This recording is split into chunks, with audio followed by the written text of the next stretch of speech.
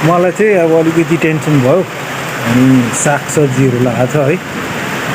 जो सिमी थुप्रो छ, सब्जीहरू लगाएको छ, कोपीहरू छ है। बिगार गऱ्यो भने चाहिँ रड्डी हुन्छ भन्ने टेन्सनमा छु। अलिकति चाहिँ अब हामीलाई टेन्सन हुन्छ है। बस्तीमा हामीले धेरै कुरोहरू रोपराप गरेको हुन्छ है।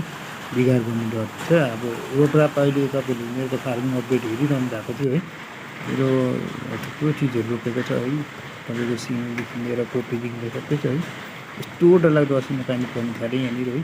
मलाई चाहिँ अलिकति टेन्सन लाग्यो र तपाईँहरू चाहिँ डरलाग्दो परेको थियो है। अलिकति मुभी पिक्चरको जस्तो लाग्यो मलाई चाहिँ आएको थियो है। अब हेरौँ सो गाइस, अब भोलिसम्म कस्तो रहन्छ है, म तपाईँहरूलाई अपडेट दिन्छु है। कुनै पनि अब सागसब्जी बिगारेको छैन भने म तपाईँलाई त्यही भिडियो नयाँ तपाईँलाई अपलोड गर्नेछु।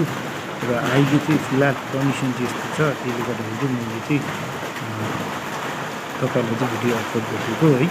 कस्तो छ तपाईँहरूकोमा पनि कस्तो भयो, तपाईँहरूकोमा पनि कतिको असिना पानी पऱ्यो है, कमेन्ट गर्नु होला है। तपाईँहरूको पनि कहाँनिर कति के छ है, तपाईँहरूको पनि कति जग्गा असिनाहरू कहाँ कहाँ भयो है, मलाई पनि अवश्य नै तपाईँले भन्नुहोस् होला।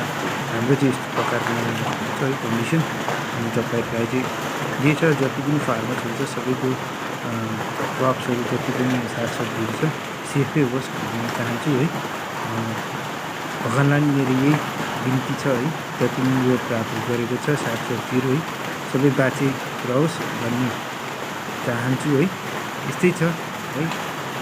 नेचरको के भरोसा हुँदैन, त्यसले गर्दाखेरि चाहिँ अब चाहिँ हामी भगवान् भरोसामा छौँ है।